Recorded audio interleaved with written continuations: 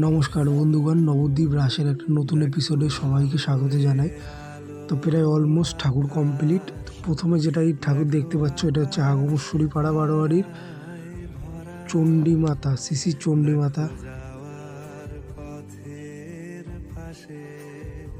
এরপর যেখানে চলে আসলাম সেটা হচ্ছে পোড়ামাতালার মহিষমর্দিনী মাতা পুজো আর কি, রয়্যাল সোসাইটির।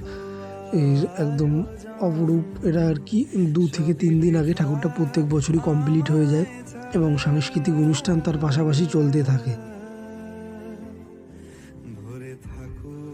এরপর চলে আসলাম কিন্তু ভদ্রাকালী, মানে চারিচারা বাজারের যে ভদ্রাকালীর কিন্তু রং, মানে চুন রং বা সাদা রং যেটা, সেই রংটা কিন্তু চলছে একদম।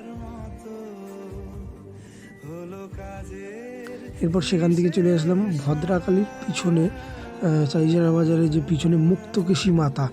এই সামনে দেখতে পাচ্ছ কি অপরূপ সুন্দর লাগছে। মুক্তকেশী মাতা যখন কমপ্লিট হয়ে যাবে আরও সুন্দর লাগবে।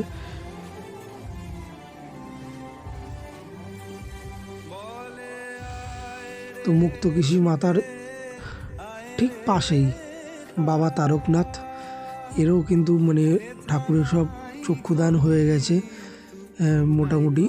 একদম দেখছে যে কলকা টলকা সব কিন্তু রং, মানে এখন যে সাজটা বাকি আছে। এরপর চলে আসলাম নন্দীপাড়া মহিষমর্দিনী মাতা পুজো।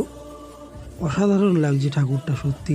পিছনের কলকা, ঠাকুরের সাজ এবং চক্ষুদান মিলিয়ে কিন্তু অপরূপ সুন্দর লাগছে।